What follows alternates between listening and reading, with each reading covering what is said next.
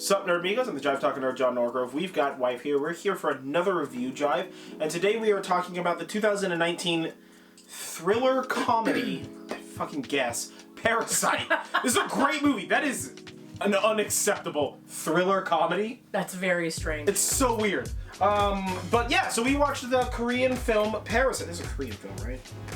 I believe so. Yeah, the Korean film Parasite. I was just like, what is this Korean film? Just wanted to make sure. We watched it on Hulu, like no sponsor or whatever, but we watched it on Hulu. Spoiler-free review, go fucking watch this. Yeah. Yeah, that's it. That's the end of the spoiler-free review. Don't forget to like this video, comment below, share, subscribe. We'll catch you guys next time. Bam. That's it, we're done. We're done. No, so spoiler-full review. I don't actually want to get into too many details, so this is going to be a quickie review for us.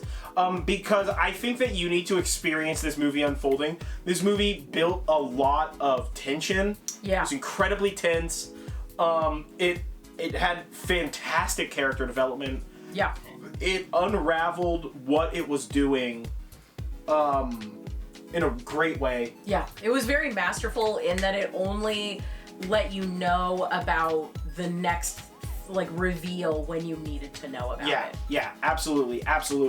I feel like this movie is kind of exactly what you want this movie to be. Yeah. It's creepy. It clearly has a bunch of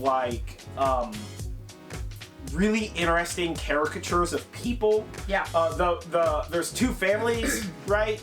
We're just gonna call them the rich family and the Parasite family. We should call them the poor family. Oh, the poor family, yeah whatever. The rich family is very interesting characters. Mm-hmm. I think of the rich family, the mother is far and away my favorite character. Yeah, well, you definitely spend the most time with her as well. Yeah.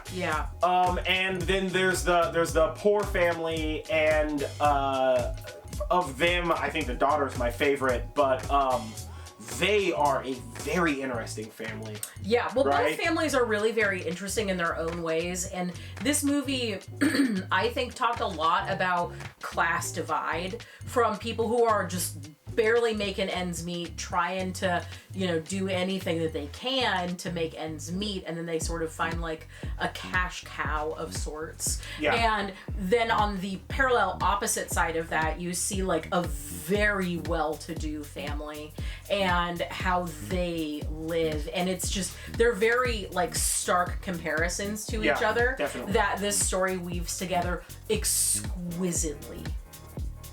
Yeah, definitely. I think that it feels like all the characters are very well thought out. All the twists and turns are quite fantastical. Arguably my favorite part, we're just gonna get right into best bits here.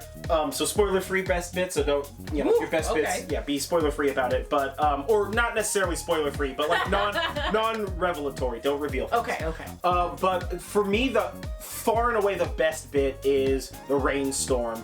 And and not what's happening and what causes all the stuff, and not the situation that's happening there, although that situation is a fucking lot. Dude, let me tell you what, this movie is very edge of your seat the whole damn time. Yeah. But no, when it shows them leaving the rich person's house and getting down to their house, and they're just it's just down. Yeah. They're just going down and down and downstairs and down the road and downstairs, and it's just down and down and down and down and down until they get to the place where they're at, where the water is building up, sort of a thing. Yeah. Not to get into too much of the detail there, but it's such, and it's the only time you really see that. It's such an extreme example of the poor literally live lower down. These guys aren't low class, they're lower physically down. Yeah. They're more affected by even the slightest bad thing to happen. Yeah. It's such a great comparison, and it's shot so fucking well. Absolutely. You know what I mean? Yeah. For me, that was so good, and it was just holy shit. Yeah. Wow. Because you never really get to see what that distance is, and this is that time where you really see the distance, where it's really exemplified. Yeah. What about for you, best bit? Ooh, boy, non-revelatory best bit. I'm pretty sure revelatory is definitely the wrong way to say that. I'm like 80% concerned I said that wrong, but we're sticking with it. We're I not taking really it out. liked how at times it felt like a heist movie. As the family, as the poor family is interacting with the rich family and the things that happen by hook and by crook, like it's really interesting because it seems very heist-ish. Yeah. You know, like not like it's trying to make an homage to a heist movie, not like it's trying to make fun of a heist movie, but the way that the scenes are laid out and the way that the reveals happen and the way that the deviousness of the characters shows through, it's very much like a heist movie. Yeah. But it's like a heist for like their livelihoods, so there's a feeling of like desperation about it that you don't generally get in a heist movie. Yeah, there's definitely a lot more desperation. Not so much a bit, but definitely an atmosphere that the middle part of the movie had. There's a lot, exactly. There's a lot of tension, there's a lot of desperation, there's a lot of dread, and even though this, and it's one of these things where it's like, there's almost not a bad guy, right? It very much feels like you're watching characters move through a series of events and not a plot unfolding that a writer wrote. Yeah. Right? And that's the part that makes it better. All of the actors and actresses fucking crushed it in this movie. Yeah. It was so good. And they did such good jobs. And this movie's got a lot of little stuff. Little itty bitty things that you're just like, is this a Chekhov's gun? Is this gonna happen? Is this a thing that matters? Yeah. Why did they say this like this? What about this thing? I mean, there were definitely a couple of times where we're just like, what's gonna happen next? It's so close. Like, and there is like an air of heart like palpitations, ambient horror to it as well, but not like necessarily ghosts and ghoulies or demons type of horror. But there is definitely a sense of like abject horror in this movie. I would call this movie like a thriller horror. I would call this movie horror. And I mean, I guess there are funny parts. There are funny parts to it. But I mean, I don't know that just because it's like there are some funny parts, you can't call it horror. And just because there's not like monsters or ghosts, you can't call it horror. I think that this movie does the thing that many Korean films do, where, and even Japanese films, where they have this sense of creeping dread and this tension and this drama. This is a fucking existential they movie. also like sprinkle within the story elements of comedy and elements of romance and things like that. And I think that's maybe why it's called comedy thriller, but I think that this is, I think that that's it has a little style bit of every movie bit, that but Korean films do better. That's I mean, it's not that we don't do these, but it's just that we don't do them as much. As a general rule in America, a horror film is like very clearly horror, and that's fine. But like, you can make a fun horror film. Yeah. Right? Well, and usually drama movies have very little, if any, comedy. Yeah. Like, or if they do have comedy, it's like a rom-com or something. You know. I don't know. I would call this thriller horror.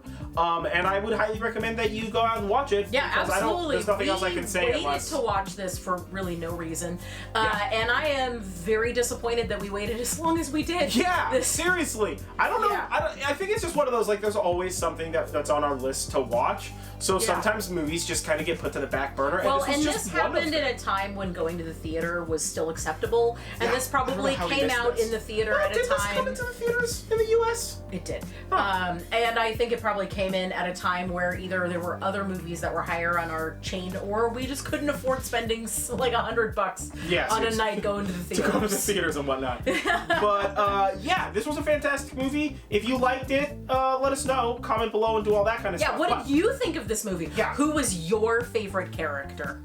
Yeah, definitely. I think of all the characters, my favorite character is still the sister. Of the from the poor family. Yeah, she's a very good. She's fantastic. She's I really like the dad. Amazing character. I think the dad. The dad was the dad from the poor family. Yeah, they were. He was also really good. Character. He was also really good. Yeah, but really everybody just brought the thunder. You know what I'm saying? Yeah. So either way, I have been John Norgrove. This has been Wife. This has been Review Jive. We watched Parasite. What year did this come out? 2019. A 2019 film.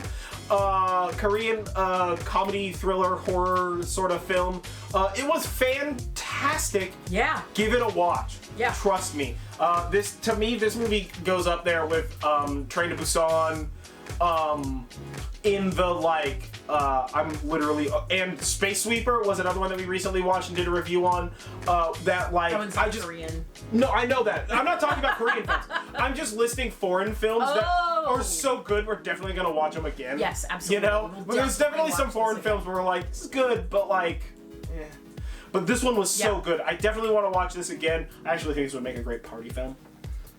I think so. I think this would make a great party film, like with a group of friends when, you know, all 9 of our apocalypse die down a little bit. Yeah. But although it has to be it is the kind of movie where you've got to slow down people to pay attention. Oh, and read subtitles. Yeah. And I have no problem reading subtitles. So just like go ahead with it. You know. I mean, at least until like we learn Korean. Yeah. Like, is there somebody out there who wants to tutor us learning Korean? Yeah. Let's go. Hit us up, bro. We learn Korean. We watch so much Korean and Japanese. We need to learn both of those languages. We watch so much stuff in Korean and Japanese. It's kind of ridiculous at this point in time. We do. But willing to trade personalized reviews for tutoring. Guys. Yeah, what's up? You choose the movie, we learn the Korean and the Japanese. Either way, I've been John Norgrove. This has been Wife. This has been Review Jive. I've already said all that kind of stuff, maybe.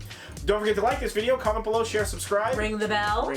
And be sure to check us out on Patreon. Yeah, hit up our Patreon if you want more of this. Supporting us there definitely helps us to make more of these videos. Yes. Which we greatly enjoy doing. Yeah, we do. This was a great movie, and this is always a good, fun time. Yeah. If you're into witchy stuff, we have a witchy podcast called the Horn and Cauldron Podcast. Check that out.